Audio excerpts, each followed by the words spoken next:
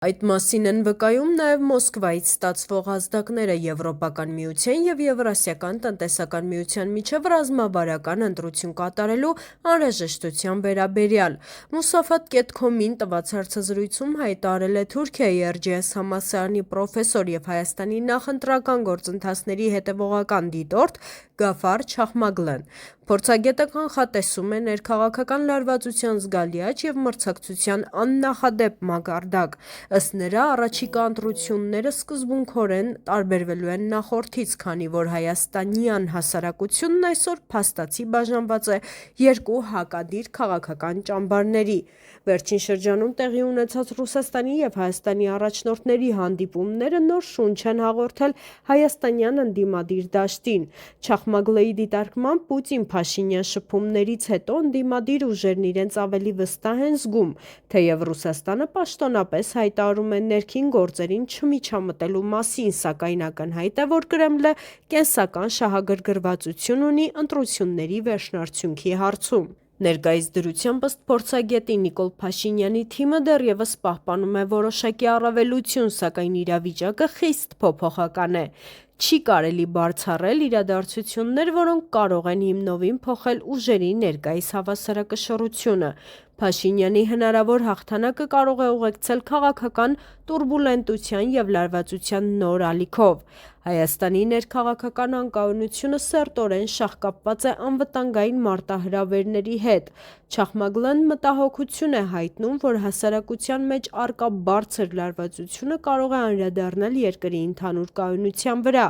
Փաշինյանի համար սա թերևս ամենաբարդ ժամանակաշրջանն է, որտեղ անձնական և քաղաքական անվտանգության հարցերը դառնում են առաջնային։ Այնուամենայնիվ, հարկ է նշել, որ թուրք պրոֆեսորի գնահատականները շատ դեպքերում կրում են հիպոթետիկ բնույթ։ Լինելով դրսի դիտորդ, նա միշտ չէ, որ կարողանում է ճիշտ որսալ հայկական քաղաքական մենթալիտետի նրբերանգները։ Չնայած արտաքին փորձագետների մռայլ կանխատեսումներին, Հայաստանի նորագույն պատմությունը վկայում է հակառակի մասին։ Նույնիսկ 2020 թվականի նոյեմբերյան աղետալի իրադարձություններից հետո, երբ երկիրը գտնվում էր քաղաքական հոգեվարքի մեջ, ներքին բախումները չվերածվեցին քաղաքացիական պատերազմի։ Քաղաքական հակամարտությունները Հայաստանում հակված են մնալ ինստիտուցիոնալ և սոցիալ-քաղաքական շրջանակներում։ Սա հուսադրող գործոն է, որը թույլ է տալիս ենթադրել, որ նույնիսկ ամենասուր ճգնաժամերը կլուծվեն քաղաքական երկխոսության և ժողովրդավարական գործընթացների, այլ ոչ թե ռադիկալ գործողությունների միջոցով։ Այսպիսով, Եվրամիություն թե ԵԱՏՄ քաղաքական վեկտորների պայքարը։ Հայաստանն այսօր կանգնած է իր պատմության թերևս ամենակարևոր խաչմերուկներից մեկում։ Մոսկվայից հնչող ռազմավարական ընտրության մասին հայտարարությունները պատահական չեն։ Տարիներ շարունակ պաշտոնական Երևանը փորձում էր վարել և քաղաքականություն, սերտ համագործակցելով Եվրոպայի հետ առանց դուրս գալու ռուսական ազդեցության գոտուց, սակայն աշխարհաքաղաքական նոր իրողությունները, հատկապես ուկրաինական ճգնաժամից հետո, այլևս թույլ չեն տալիս նման մանևրումներ։ ԵԱՏՄ-ն Հայաստանի համար տնտեսական անվտանգության և էներգետիկ կախվածության գոտի է, մինչդեռ Եվրամիությունը ընկալվում է որպես ժողովրդավարական բարեփոխումների և տնտեսական դիվերսիֆիկացիայի հույս։ Այս երկընտրանքը դարձել է ներքաղաքական պայքարի առանցքը։ Հասարակության երկփեղկումը և ընտրական վարքագիծը։ Գաֆար Չախմագլեի նշած երկու ճամբարները ներկայացնում են ոչ միայն տարբեր քաղաքական ուժեր, այլև երկրի զարգացման տարբեր տեսլականներ։ Առաջին ճամբարը հակված է եվրոպական ինտեգրմանը և ինքնիշխանության ամրապնդմանը, նույնիսկ Ռուսաստանի հետ հարաբերությունների սառեցման գնով։ Երկրորդ ճամբարը տեսնում է Հայաստանի փրկությունը Ռուսաստանի հետ դաշնակցային կապերի վերականգնման և ԵԱՏՄ շրջանակներում առավել խորը ինտեգրման մեջ։ Այս բախումը հասարակության մեջ ստեղծում է ներքին սառը պատերազմի մթնոլորտ, որն իր գագաթնակետին կհասնի հենց ընտրությունների օրը։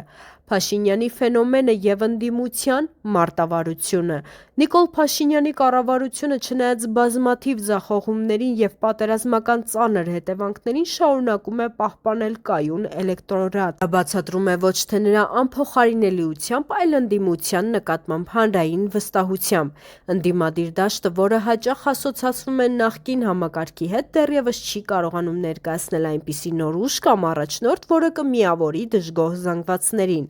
Մոսկվայում տեղի ունեցող հանդիպումները, որոնց մասին նշում է թուրք փորձագետը, ընդդիմության համար ավելի շուտ հոգեբանական աջակցություն են, քան գործնական գործիք։ Հայ ընտրողը վերջին տարիներին դարձել է ավելի զգայուն արտաքին միջամտությունների նկատմամբ։ Ռիսկերը եւ հնարավոր սցենարները, եթե ընտրական գործընթացը հանգեցնի քաղաքական տուրբուլենտության, ապա Հայաստանը կարող է բախվել հետևյալ մարտահրավերներին՝ տնտեսական ցնցումներ, ներդրումների արտահոսք եւ արտարժութային տատանումներ, սահմանային էսկալացիա, արտաքին թշնամիները կարող են օգտվել ներքին թուլությունից եւ ինստիտուցիոնալ ճգնաժամ, պետական մարմինների կաթվածահար վիճակ։ Սակայն, ինչպես նշվում է հոդվածում, Հայաստանն ունի ներքին դիմադրողականության բարձր մակարդակ։ Քաղաքական պայքարի տեղափոխումը փողոցից դեպի խորհրդարանական հարթակներ վկայում է պետականության հասունացման մասին։ Փորձագիտական հայացքի սահմանափակումները, Գաֆար Չախմագլեի եւ այլ օտարերկրյա փորձագետների վերլուծությունները հաճախ հիմնված են աշխարհաքաղաքական շաբլոնների վրա։ Նրանք տեսնում են Հայաստանը որպես շախմատային տախնակ, որտեղ քայլեր են անում Մոսկվան, Վաշինգտոնը կամ Բրյուսելը, սակայն հայաստանյան ներքին դինամիկան շատ ավելի բարդ է, այնտեղ մեծ դեր ունեն սոցիալական արդարության պահանջը, անվտանգության անձնական զգացողությունը եւ պատմական հիշողությունը։ Այսպիսով Հայաստանը թևակոխում է պատասխանատու որոշումների փոլ։ Ընտրությունները լինելու են ոչ միայն իշխանության հարց, այլև պատասխան այն հարցին, թե ուր է գնում պետությունը հաջորդ տասնամյակում։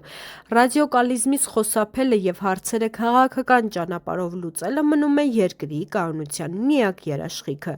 Բաժանորդագրվեք մեր ալիքին տարածաշրջանի ամենակարևոր իրադարձություններին եւ պրոֆեսիոնալ վերլուծություններին ծանոթանալու համար։ Մենք հետևում ենք զարգացումներին, որպեսզի դուք լինեք տեղեկացված եւ պաշտպանված տեղեկատվական մանիպուլյացիաներից։